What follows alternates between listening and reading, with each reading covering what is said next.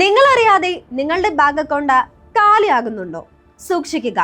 Auto debit വഴി പണം നഷ്ടപ്പെടുന്ന കളി ഇനി നടപ്പില്ല. RBI പുതിയ നിയമങ്ങൾ കൊണ്ടുവന്നിരിക്കുകയാണ്. ഇനി കളി മാറാൻ പോവുകയാണ്.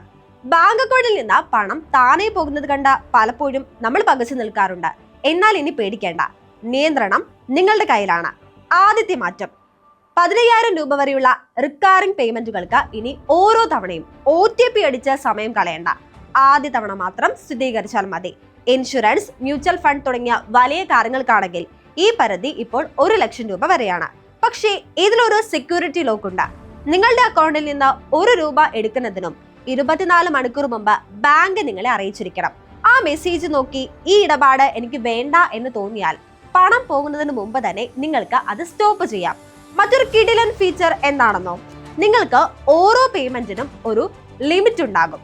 ഉദാഹരണത്തിന് OTT സബ്സ്ക്രിപ്ഷനോ ഇലക്ട്രിസിറ്റി ബില്ലിനോ ഒരു നിശ്ചിത തുകയിൽ കൂടുതൽ പോകരുത് എന്ന് സെറ്റ് ചെയ്താൽ അതിൽ കൂടുതൽ 1 പൈസ പോലും ബാങ്ക് വിട്ടു നൽകില്ല.